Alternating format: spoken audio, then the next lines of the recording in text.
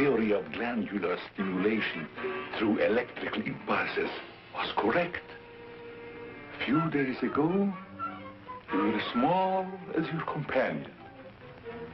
And now look at you.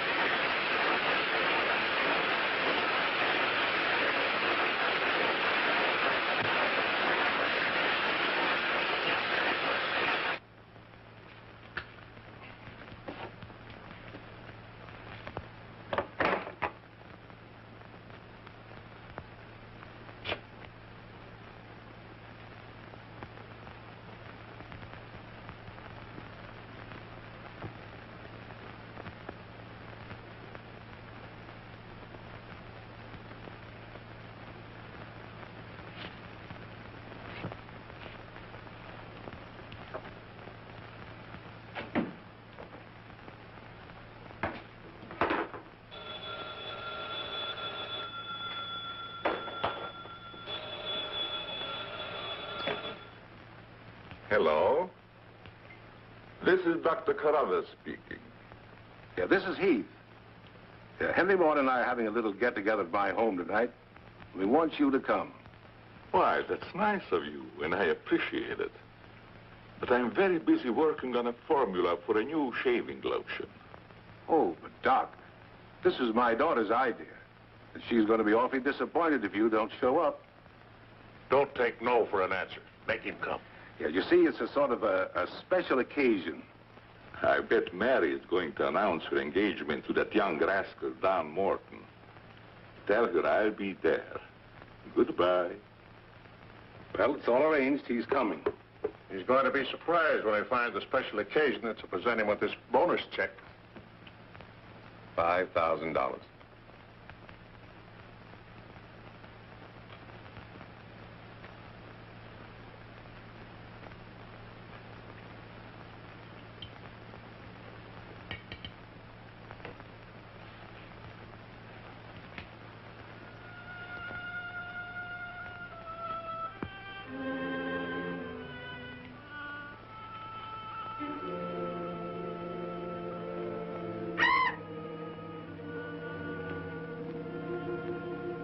Good.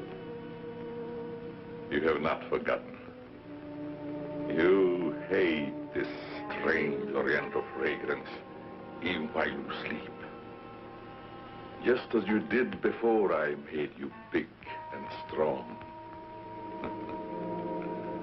Now, if you detect the fragrance in the night, when you're fully awake, you will strike.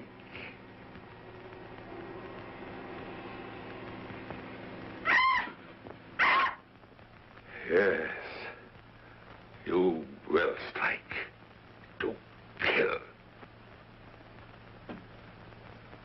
Well, Doc's late. Wonder if he's been called out on a case. Perhaps I'd better phone him.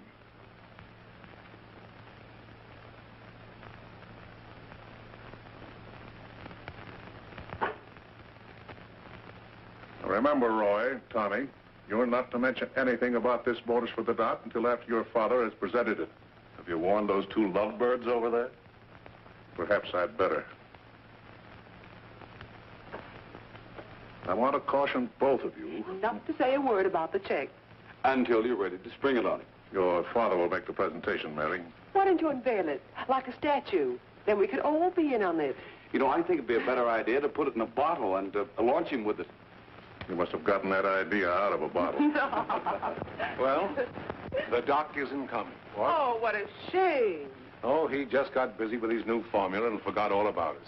He'd forget the formula if he knew about that $5,000 check. Well, why don't we all go up there and give it to him? No, I wouldn't do that.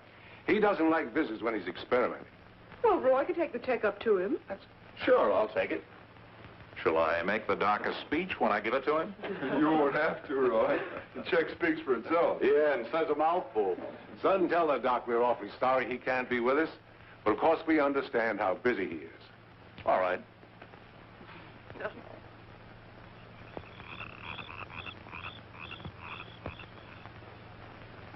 Just a minute, Roy, and I'll be with you.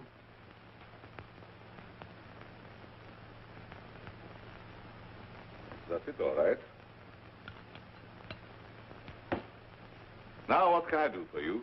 We were all sorry you couldn't be there tonight. Yes, but you see, I'm busy. Something important, very important. Yes, of course. Mr. Morton and Dad had planned a little surprise for you. A surprise? It's in here. Well, let's see what it is. $5,000. What's this for? Just a little token of the firm's appreciation. Oh, I see. A bonus. Well, it's awfully nice of you, Father and Mr. Morton. I will thank them personally tomorrow. I'll tell them, Doctor. Well, aren't you curious about my new formula? Yes, of course, only I didn't want to be inquisitive. What is it? A new shaving lotion. Smell it. Pretty strong, isn't it? No. The scent evaporates a short time after you've used it. Try a few drops. Now rub it on the tender part of your neck. Here.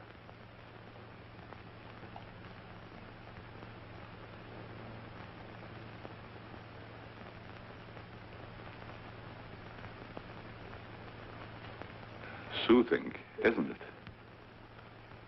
Yes. When will it be ready for the market? Oh, it's still in the experimental stage. I want to try it out on several people first and see if it works. Well, if you'd like to send me a bottle, I'll be glad to try it for you. Thanks. Good night, Doctor. Goodbye, Roy.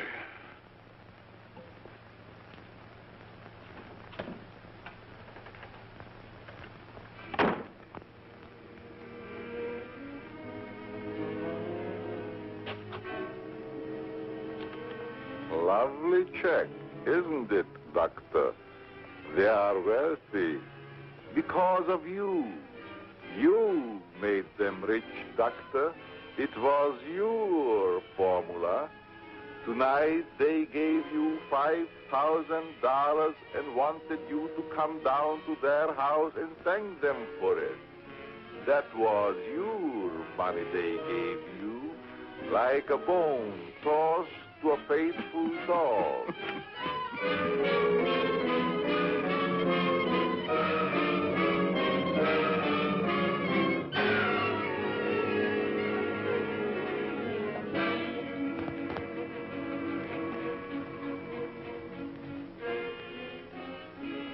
You should be very grateful, Doctor. Very grateful. They are rich and happy, thanks to you. And what have you got, Doctor?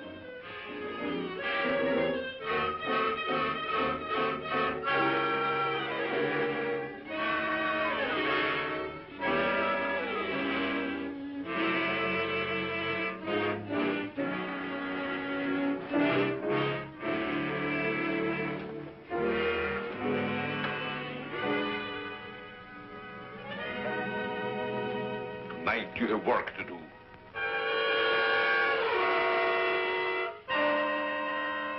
It's time you were on your way.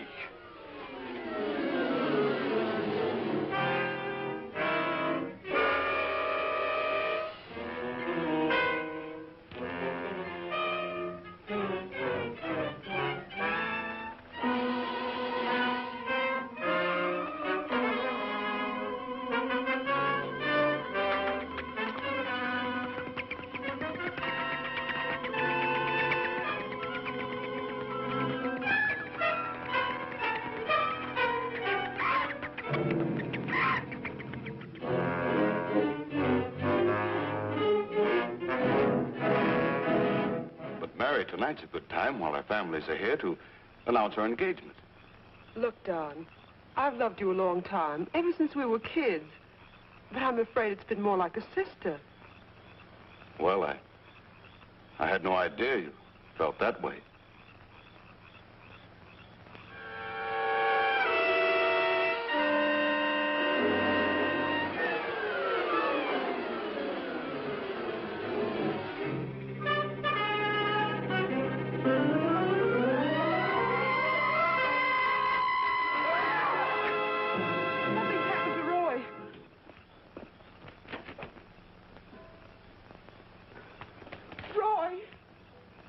I better call Dr. Carruthers. Oh, please, hurry. There's nothing I can do. You mean he's dead? Yes, I better call the coroner. You think it's murder? I don't know. I never saw anything like it before.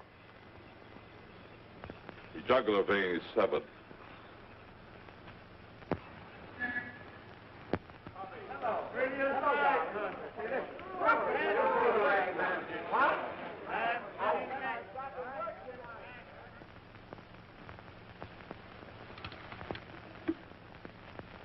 Send Johnny Layton in here.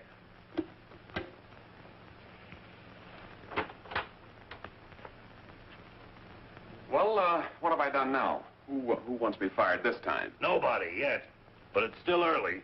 This came in from Heathville. It's a mystery killing. Old Martin Heath's son. Who's Martin Heath? Who's Martin Heath? Say, have you ever had a date with a girl? A girl? Oh, yes, a girl. I believe I did take a girl out once.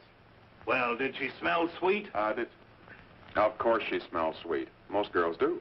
Well, that's because of Martin Heath Cosmetics Limited. They make all that goo that the women put on their faces so they won't have to wash them with soap and water. I get it. A big man, huh? Yes, and a big advertising account. Grab yourself a photographer and get along over there to Heathville. The coroner's holding an inquest. Find out who really killed old man Heath's son. Okay, McGinty, I'm on my way.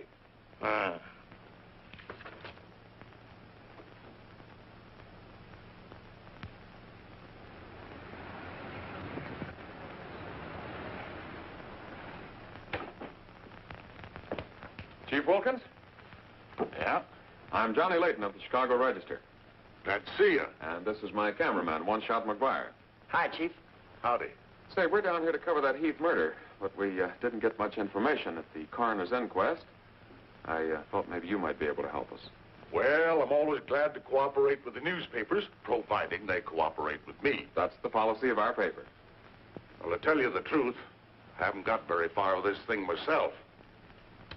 Oh, here's something that might interest you. It's a picture of the victim's wounds. Mm-hmm. You'll be able to see it better with this glass. Are these scratches on the neck and shoulders? Yes, but we can't determine the source. They're too deep for fingernails, too shallow to have been made by a knife. They're more like claws. That sort of bears out Dr. Crothers' theory at the inquest of a wild animal. Have there been any circuses around here lately? No. Heard of any animal escaping from a zoo? No. Couldn't have been one of those African leopard men. They use steel claws. This isn't Africa. Okay, Chief, I was just trying to help. Chief, are you sure there's no clue you're holding back while investigating? Well, since you're going to work with me on this case, there is a clue, and a very weird one. The autopsy surgeon says that such wounds could have been made by the beak and talons of a bird. A bird? Why, there aren't any birds around here big enough to attack a man. How about an eagle? We know it wasn't a bird, How do you know that? because we found several hairs on the shoulder of Heath's coat. Ah, cherchez la femme. They're not human hairs. What kind are they? Well, it may sound silly, but the laboratory test shows that they were from a mouse. Well, who ever heard of a mouse big enough to kill a man? Say, a bat has hair like a mouse. Well, the only bats around here are no bigger than sparrows. There was a peculiar odor about the wounds, but they were so faint and elusive that the police chemists have been unable to identify it.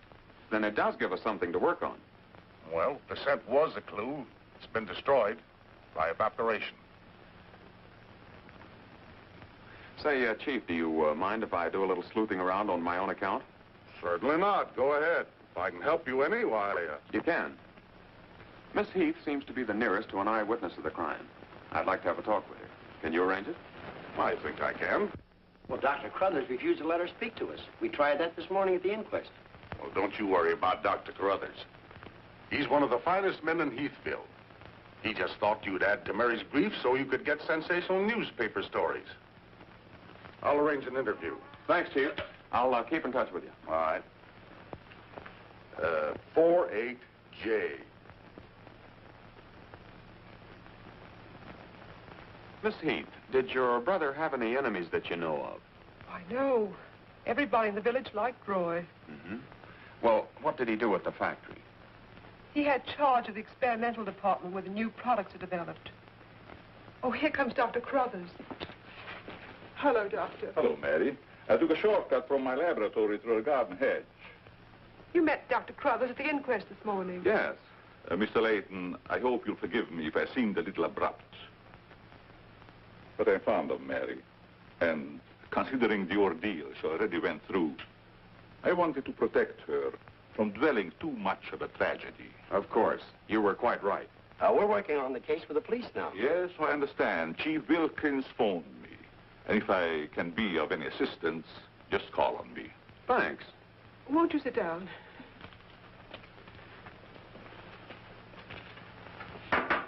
Shall I serve, mademoiselle? No, Maxine, I'll do it. You may go now. Oui, mademoiselle.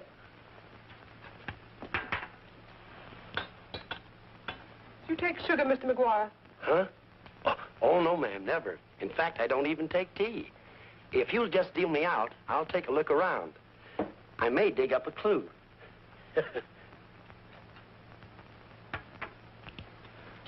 What do you think of Dr. Crothers' theory about a wild animal, Mr. Layton? Well, frankly, I don't think much of it. I can't say that I blame you.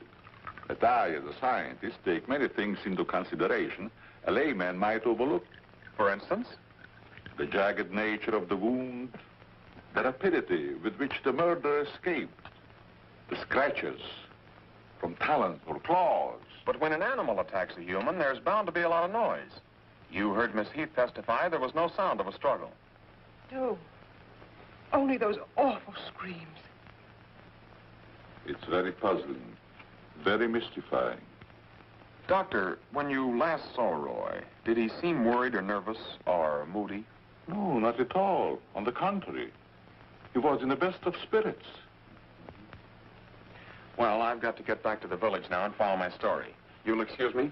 If you find it necessary for us to talk again, you may come back at any time. This evening, if it's all right with you. I'd like to spend some time here. Why, yes, that'll be quite all right. Thank you. Goodbye, Miss Heath. Goodbye. Goodbye, Doctor. A little more chiffon, baby. I do not understand. Oh, you know what I mean. A little more of your stocking. Like these? Sure, I like 'em. Who wouldn't?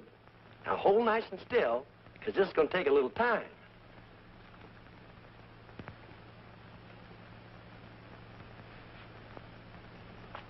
Well, if you're going to shoot, shoot.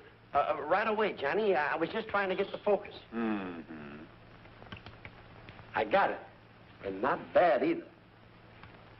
I'll be back in a minute, Frenchie. And don't worry none about those werewolves, because nothing's going to harm you while I'm around here. You make Maxine feel so calm. My big, brave journalist.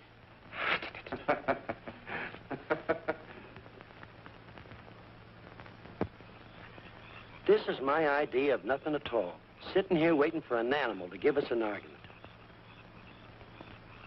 Look at that moon. And I had a date with Frenchie. Oh, stop crabbing. We're supposed to solve a murder. You, You brave journalist.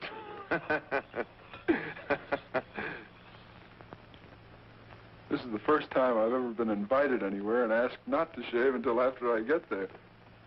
I wanted to observe your exact reaction when you tried the lotion. Oh, now I understand. I want this lotion to be perfect before turning it over to you to be marketed. Here. It's a little strong. That'll make the customers think they're getting their money's worth. Oh, that feels great. Very soothing. I don't think you ever use anything else. Well, we wouldn't want to market anything we wouldn't use ourselves. That almost smells good enough to be used as a cologne. Oh, what's the matter, Doc? Can't you stand your own lotion? I have a violent dislike for perfumes. Oh, I'm sorry. All right, Tommy. Good night, Doc. Goodbye, Tommy.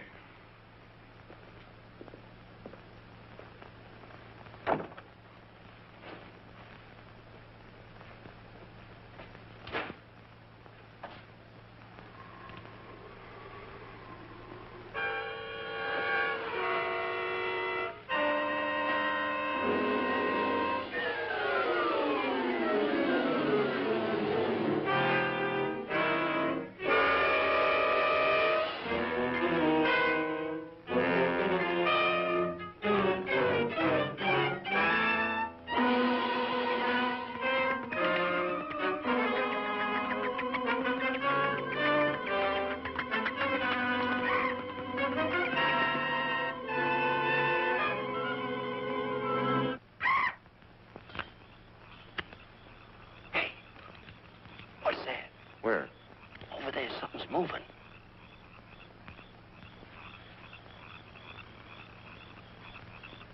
Come on out of there, whoever you are.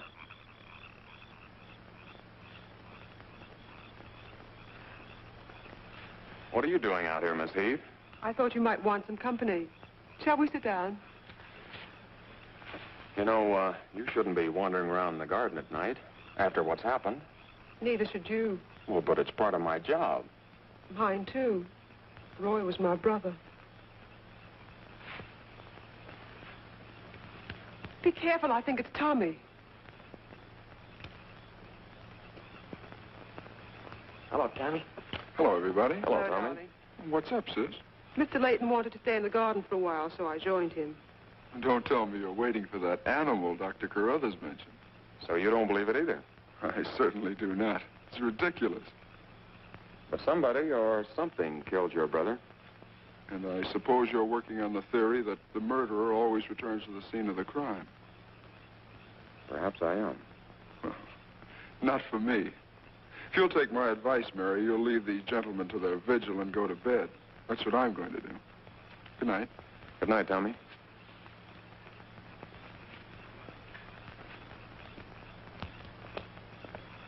I don't think your brother likes my being here. Oh, you mustn't mind, Tommy.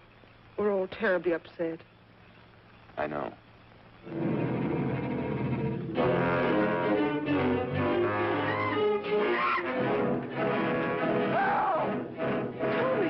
Come on.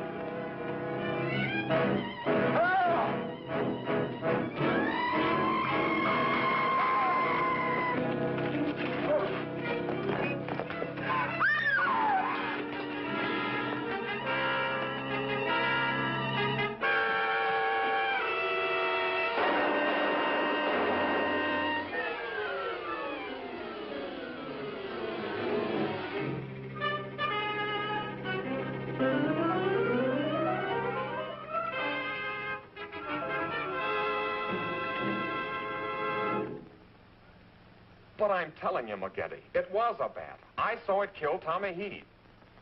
Listen, Johnny, I want you in One Shot to come on home or I'll fire both of you. I'm not coming home, and neither is One Shot. I'm keeping him here to get a picture of the devil bat. Say, that'll look great in the headlines. Devil bat strikes again. Listen, don't tell me it had horns. Maybe I better send a wagon with the steel bars and the strong boys with the straitjackets. Look, Joe, have I ever lied to you? Plenty of times. Well, I'm not lying this time. If it ever got out that I cooked up a fake story about a devil bat, I wouldn't be able to get a job on a country weekly. Print the story, Joe. So help me, it's on the level. All right, I'll print it. But I won't believe it. Not till One Shot gets me a picture of that devil bat in action. Don't worry, he'll get it. Goodbye. You, my friend, are going to get a shot of the devil bat in action. Who, me? How? Have you noticed there's a taxidermist shop in the village? Well, you wouldn't suggest that I go out and stuff a bird, would you? One Shot.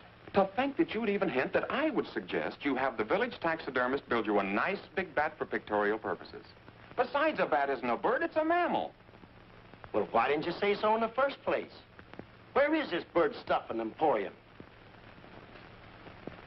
Oh, down on Cottage Grove Avenue.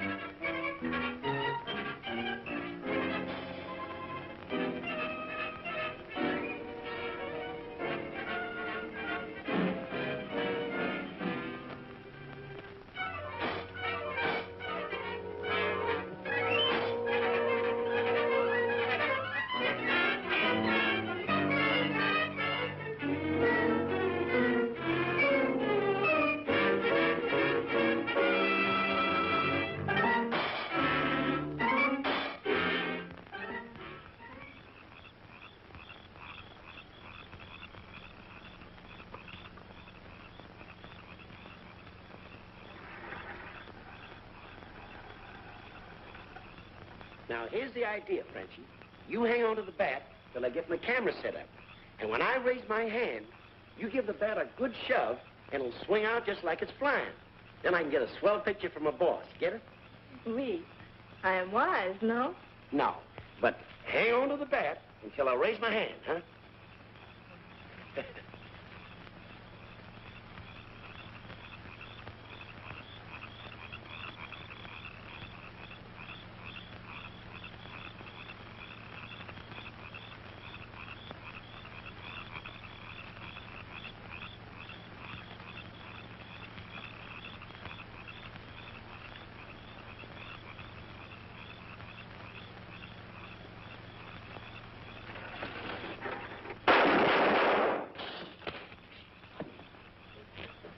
Sherry, are you hurt? Say, what's the idea of breaking up my devil bat? I'm going to make you pay for that. And I'm going to take you to jail until you explain this. Come on. You can't do this to me. I'm doing it. I was just conducting a little experiment, trying to find out how the devil bat does his killing. I'm sure McGuire didn't intend doing anything wrong. He's just a little overzealous about his work. Now, with the town in an uproar, and everybody terror-stricken, wondering whether he's going to be the next victim, I don't want any more trouble stirred up, even with an artificial bat. You'd better get back to the hotel. I want to talk to the chief alone. Is it all right, Chief? Yeah, but be careful in the future. Ever smelled anything like this before?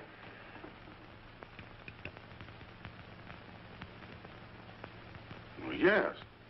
That's the same stuff that's been on every one of the devil bat's victims. Where'd you get it? Found it in Don Morton's bathroom. Find out where Morton got it? No, I didn't want to arouse suspicion by asking questions till after it's been analyzed. You think it has any connection with the murders? That's the way it strikes me, but I can't figure out how. I'll get the police chemist on it right away. I'll snoop around, see if I can find out where Morton got it.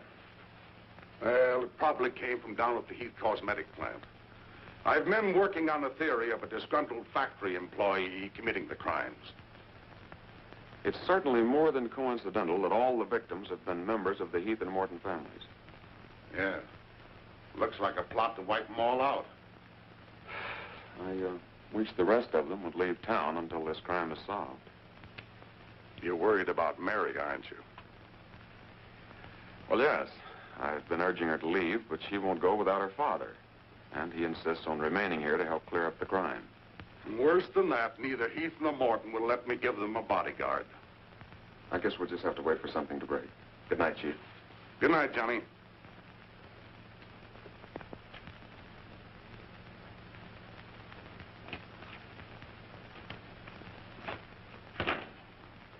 Boy, if I got a picture, it'll knock McGinty dead. Meet the devil bat. Well, how about that wire? Looks as if the bat's on a flying trapeze. Oh, but I'm not through working on it yet. See, I can touch this picture up so the bat will look like he's got nothing around him but nothing.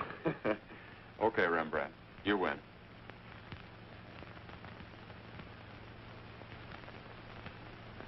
This is your news commentator, Walter King. Tonight we're broadcasting from the little village of Heathville, where an alleged devil bat has claimed 3 victims during the past 6 weeks. You will note that I say alleged devil bat. That, ladies and gentlemen, is because your correspondent has been very skeptical from the start as to the existence of this horrendous creature. I have as my guest in the studio tonight Professor Percival Garland Rains, perhaps the world's greatest authority on animal life. I'm going to interview Professor Rains on the subject of the devil bat. Our radio audience may draw its own conclusions. Professor Rains, first let me ask you, point blank, do you believe that any such creature as the devil bat exists? I do not. He's got a nerve. Quiet. In the Dark Ages, when men and women lived in caves, there may have existed a bat of this size. But not in this day and age. How do you account for the fact that Mary Heath, whose 2 brothers were victims of the devil bat, and a newspaper reporter, John Layton, claimed to have seen this amazing creature? Sometimes under stress of excitement, our minds play tricks on us. Hey, he's insinuating you saw the little bat that wasn't there. Pipe down. But how about the picture of the devil bat published by Mr. Layton's paper? I examined that picture under a powerful magnifying glass. I denounce it as a fraud. Whoever constructed the strange-looking monster forgot to remove a label from the silk. From the silk used on its left wing. That label reads, "Made in Japan."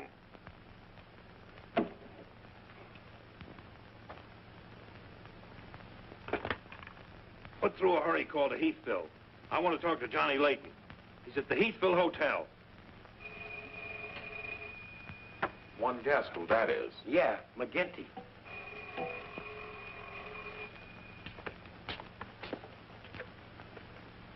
Go ahead, pour it on. So you slipped over a fake picture on me, huh? Well, you're fired, both of you. And I'll see to it that you never work on another newspaper as long as I live. Made in Japan.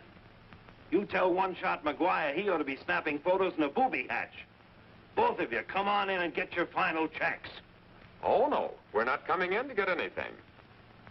All right, so we're fired. But we're staying here just the same. I saw that bat. We're going to stay here till we catch that bat, and when we do, I'm going to bring it in and stuff it down your throat. Goodbye. Well, we're fired. Again. That's him calling back to apologize. Now, you give him a good scare. No use begging us to go to work for you again, McGetty. You fired us, and we're staying fired. Oh, Mary, I thought it was somebody else. Johnny, why did you make a joke of a tragic thing like this?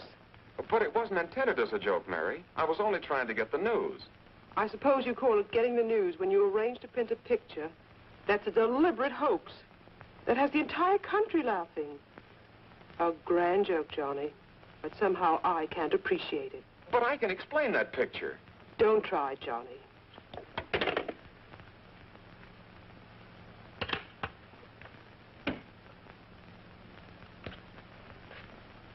Made in Japan. I ought to skin you alive and nail your hide to a barn door.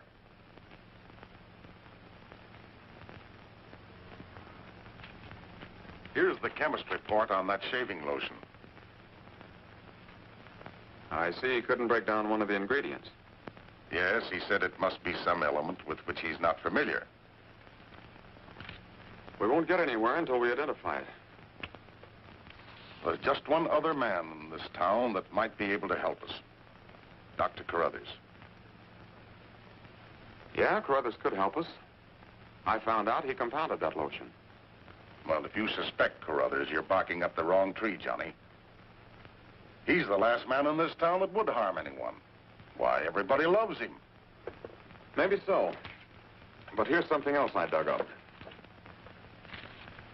The Heath and Morton fortunes are based on a greaseless cold cream formula Dr. Carruthers invented. So what? All the doctor got out of it was $10,000, and the others made a fortune. Well, it's common knowledge that he sold out for cash when he could have had an interest in the firm. Just the same, every victim had this stuff from his laboratory on him. Maybe you've been working too hard on this case, Johnny. Well, I'd just like to get his reaction on the stuff. If he denies knowing anything about it, we'll know there's a tie-up somewhere. I think you're balmy. But just to show you that I'm following up every clue, we'll talk to him. We'll, put this in another bottle, and without telling him we know he compounded it, ask him to analyze it. Doc, I hope we're not upsetting your work barging in on you this way. No, not at all. I'm anxious to help solve these crimes. All the victims were very dear friends of mine. Here's a sample of the stuff young Morton and the two Heath boys had on them when they were attacked by the devil bat. Of course, it doesn't make sense to me that a bird would choose only people using that particular stuff. A bat is not a bird. It's a mammal. Well, anyway, our police chemist couldn't break down one of the ingredients. We thought perhaps you could.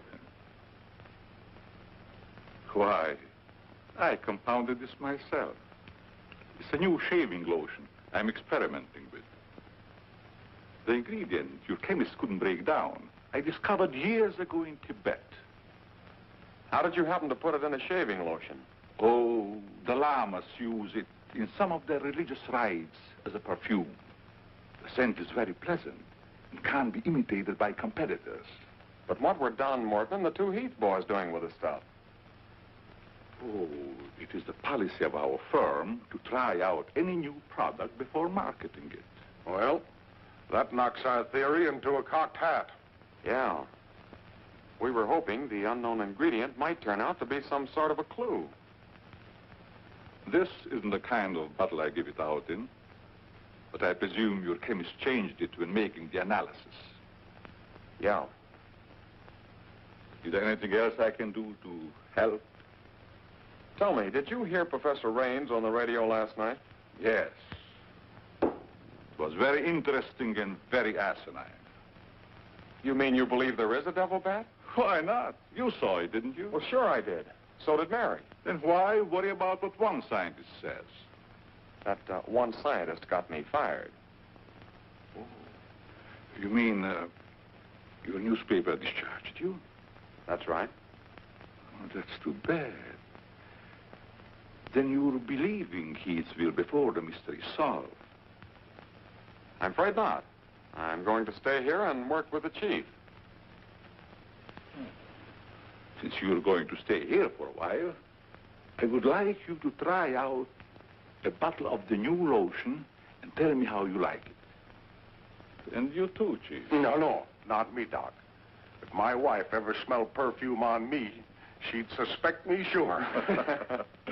Well, Mr. Layton, I understand you are not married. All right, I'll try it in the morning when I shave. I guess we'd better be going, Chief. See you later, Doc. So long, Dr. Crothers.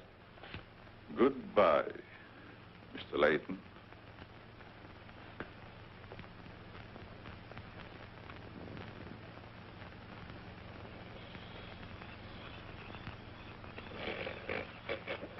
What's the matter? What's the matter?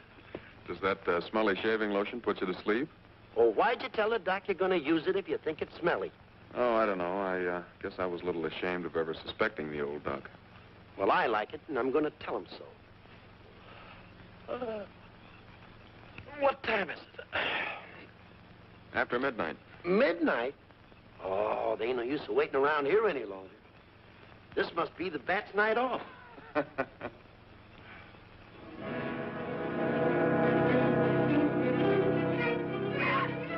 Did you hear that? Yeah.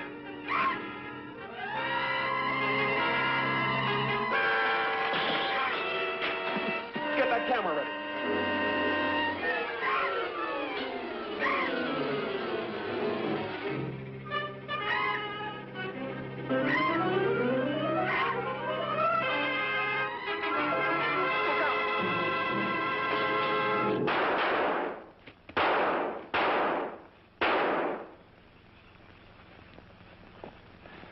You got him. Listen, Johnny, I'm going to cook that bird personally for McGinney, and I'll even stuff it myself.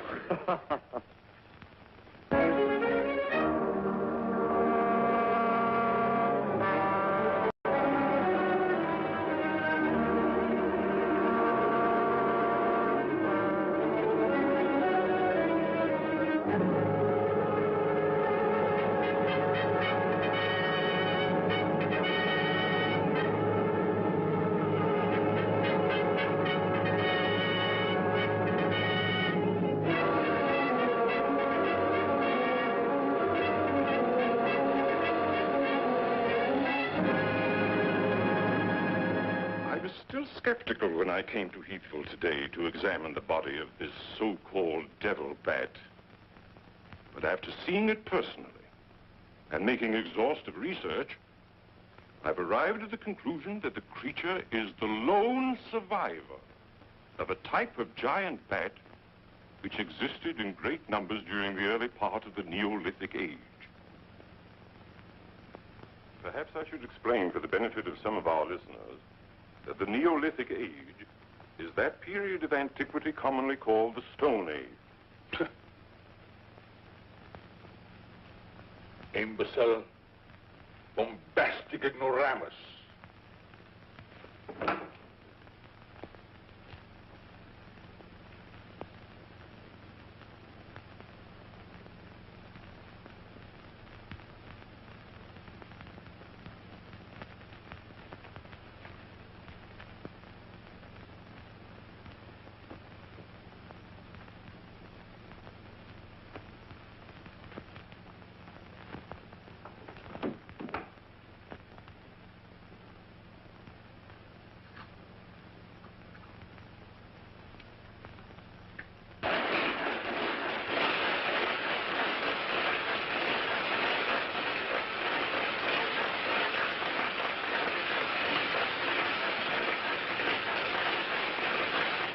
McGinty, but One Shot and I are not interested. At your prices.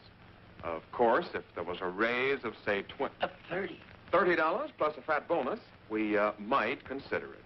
You're hold-up men, both of you. I refuse to be robbed. Have it your way, McGinty. Have it your way. But we have the bat's corpus delicti and the exclusive picture.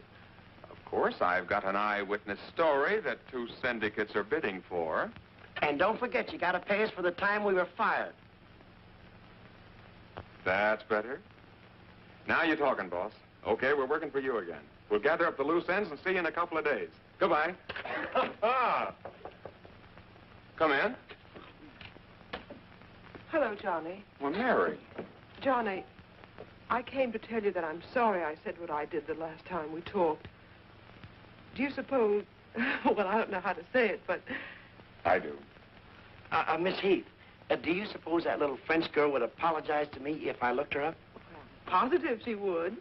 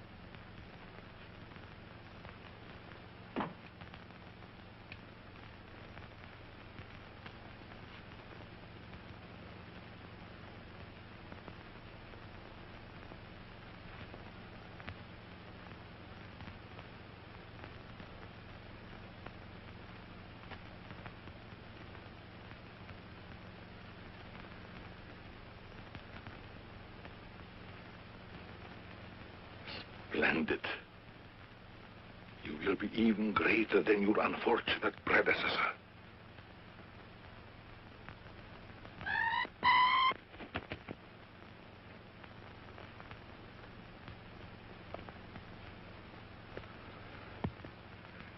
Enraged, aren't you? Fine. I'm enraged also. Tonight I shall call on Henry Morton, and you shall strike him down. Henry, the lotion has turned out to be better than I had hoped. I want you to try it. Well, just leave it here, Doc, and I'll try it in the morning after shaving. Smells good, doesn't it? Yes, but isn't it too strong? No, no, no. Evaporation quickly tones it down just to the right scent. Rub a few drops on your face. Well, I'd rather wait until after I shave. Then my skin will be more tender and receptive to a lotion. Just a little here. The texture of the skin there is always very delicate. I give you a few drops in your hand.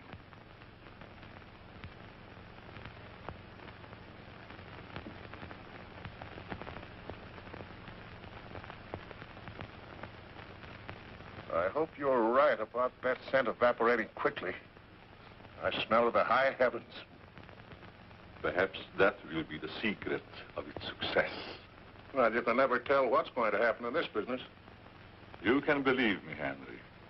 You don't have to worry. Yes, I can believe that, Doc. All of your formulas have been highly successful. Oh, I've been going over the report of the company's annual earnings. A net profit of over $1 million. Not bad, eh? When you remember what we built on. A mere $10,000 for your formula. You shouldn't have demanded all cash, Doc. You should have ridden along with us. Then you'd be rich, too. Oh, but then you've had a lot of fun in your laboratory, with your experiments, dreaming up something new. You're a dreamer, Doc. Too much money is bad for dreamers. So you try to pay me in flattery, telling me that I'm a dreamer. Well, I do dream. Dreams that you could never guess. Your nerves are frayed, Doc. Now, calm down. Get a grip on yourself. You've been working too hard on your formula. Formula. That's but child's play for a great scientist. Your brain is too feeble to conceive what I accomplished in the realm of science.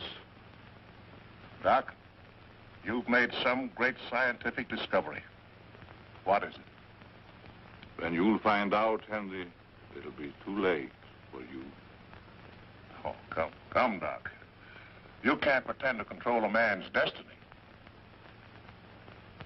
I've already proved it 3 times.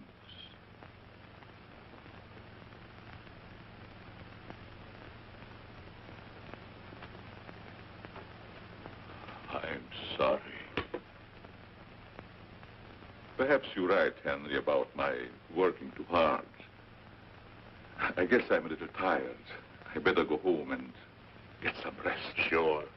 A night's sleep will do you good. Good night, Doc. Goodbye, Henry.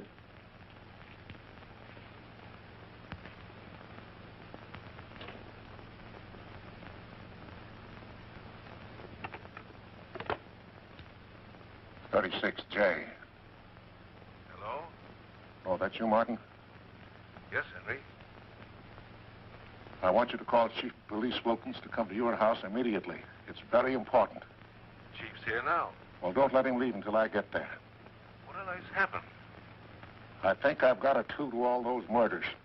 It may peter out, but if half what I suspect is true, it's the most diabolical plot that a madman ever concocted. What is it? Talk about the absent-minded professor. I forgot my hat. Henry, what is it? I'll tell you all about it when I get there. I hope I didn't intrude on a private conversation. Oh, nothing important.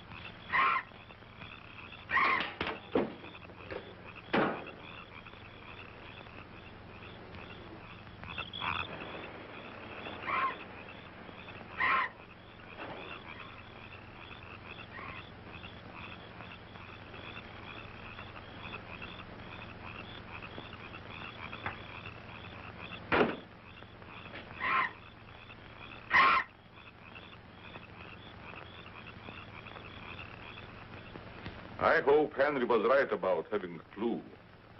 But why didn't he explain more about it when he phoned?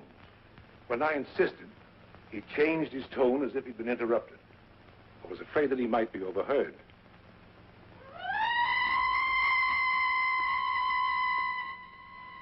What is that squeaky sound? Oh, just some night noise.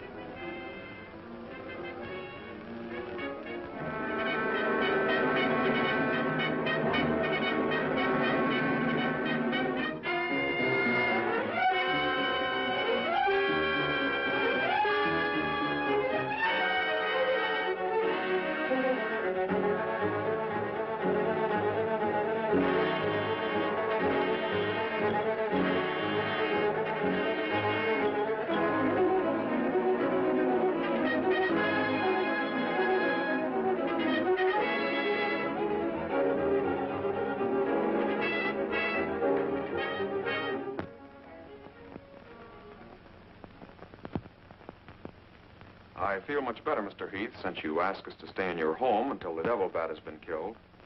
I've been worried about Mary. What reason have you to believe that Mary is in danger? Only this. I'm convinced that someone is using the bat to wipe out the entire Heath and Morton families.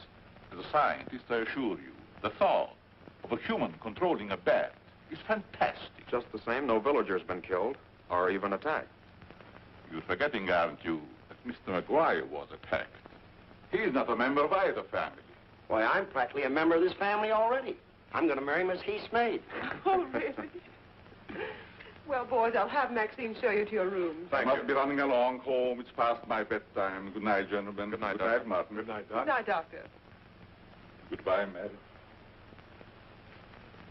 Come along.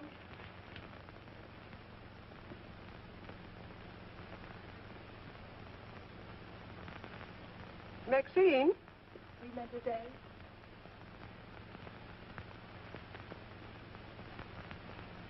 Did you fill my perfume bottles with something new? Oh, no, mademoiselle. I never touch your perfume. It's funny. I don't recognize it. Perhaps Dad filled them as a surprise. He always does that with every new perfume the plant puts out. Is there anything else? No, Maxine, that's all. Good night. Good night, mademoiselle.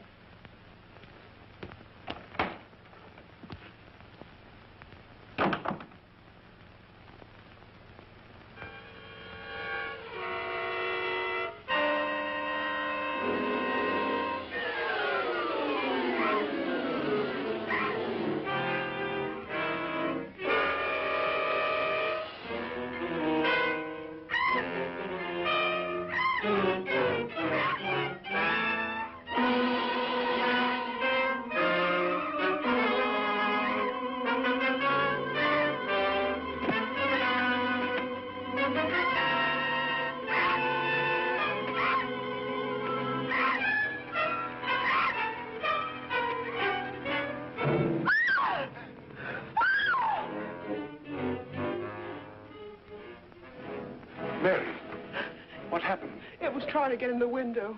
A big bat. Oh, it was awful.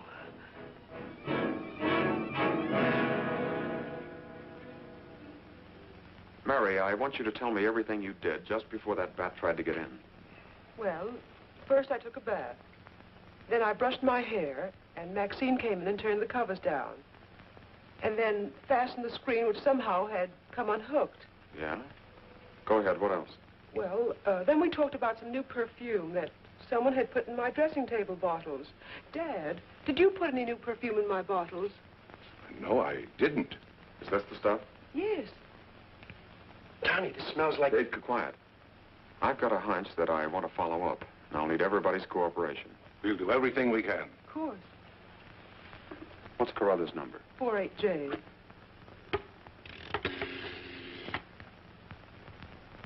Operator, give me 48J, please.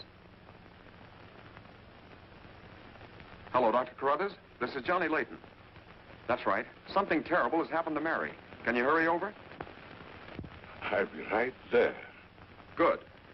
Boy, Johnny, I'm all right. I don't need a doctor. That's where the cooperation part comes in, Mary. You'll have to pretend to be a nervous wreck. Mr. Heath, you in one shop must help her trick Dr. Carruthers into staying here as long as you can. Where are you going, Johnny? To, do a little private bat hunting.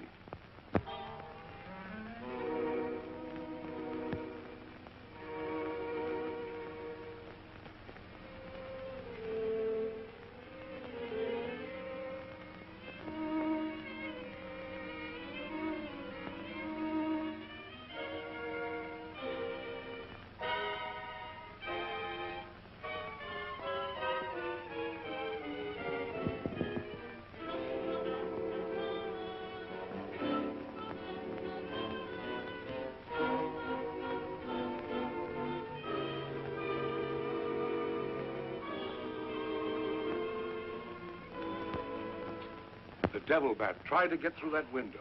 If she's suffering from fright, I give her a sedative. Where's Mr. Layton? Why, I guess he's out in the garden hunting the double bat. Layton is a very brave young man. Give Miss Heath one of these every half an hour. Oui, doctor. It will quieten her nerves.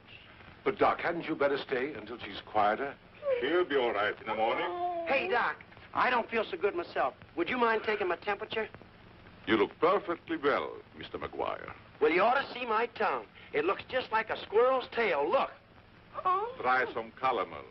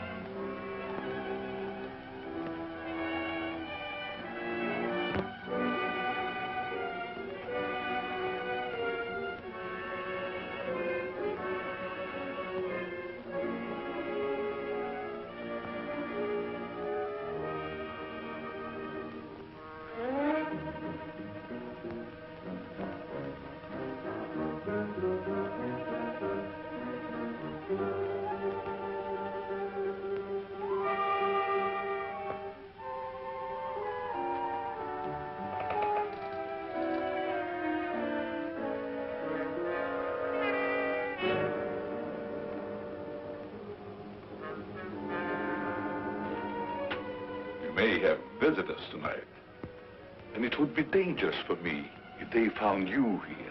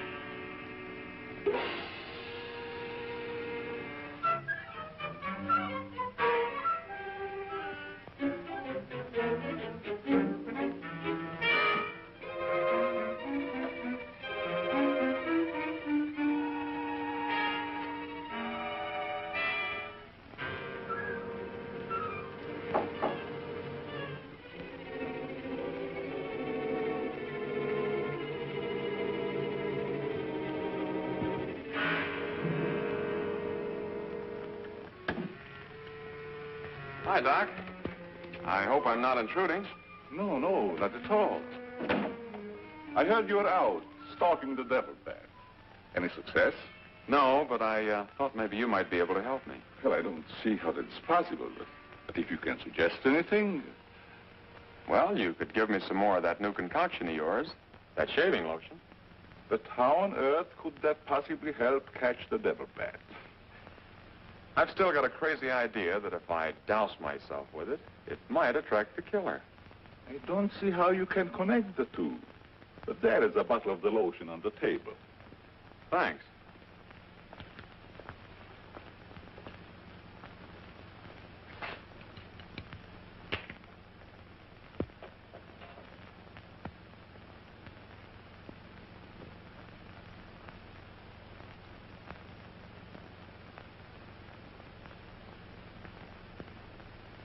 You see, Doc, I figured out something.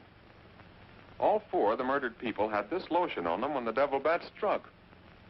Now, my plan is to sit in the garden, and when the killer makes one of those power dives, I'll blast him. Layton, I'm afraid all these murders have affected your mind. Maybe you'd like to come along, Doc, and be an eyewitness. I'm sure it would be just a waste of time, but I'd be glad to watch your experiment. Good. I knew I could count on you to help me.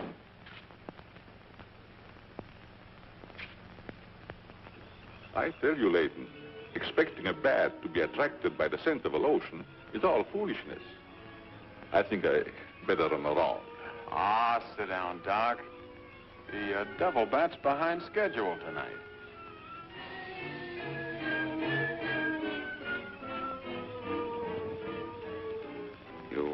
Aren't very chummy tonight. What's the matter? Firearms always make me nervous. Oh, I thought maybe you didn't want to be sitting too close to me. Just in case the devil bat does show up.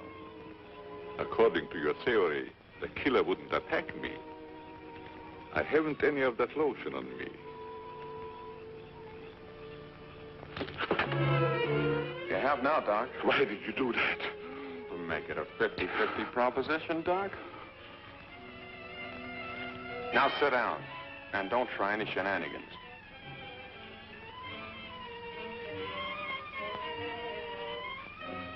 Not so funny when it's your own jugular vein that's in danger. Is it, Doc? I don't know what you're talking about. Maybe you made a mistake when you let that devil bat of yours out of the attic tonight. Don't worry about the bat killing you. I'm saving you for the hangman. Tell me, Doc, how did you develop a monster bat like that? You wouldn't understand the scientific theory.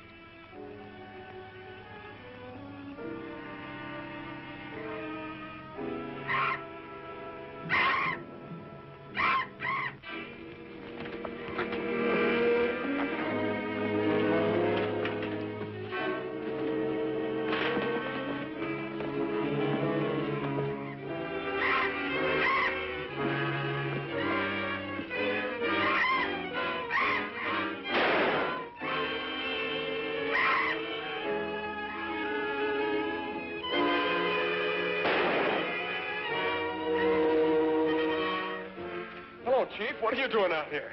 Young fellow, don't think that you're the only man working on this case. And it was lucky I was here, too. Thanks. Did you kill the devil bat? No, he got away. Well, here's one bird that didn't get away, and he's the murderer we've both been looking for.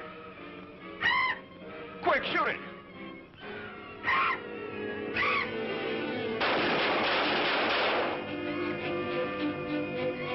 Where is it? It's gone. And so's the doctor. Did you get the bat? What happened?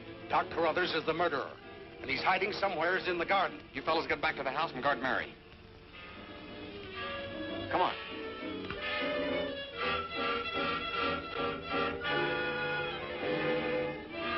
Doctor! Dr. Crothers! Doctor! Has anything happened to Johnny? Is he hurt? They took him up to my place. You better come along with me.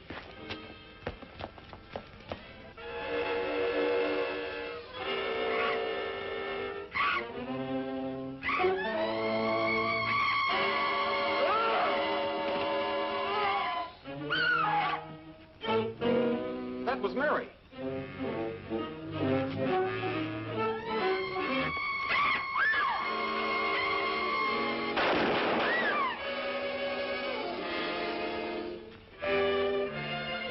Are you all right, Mary? Go help Dr. Carruthers. He's over there. That devil bat belonged to the doctor, Mary. He created it to commit those murders. Well, it's too late to help the doc.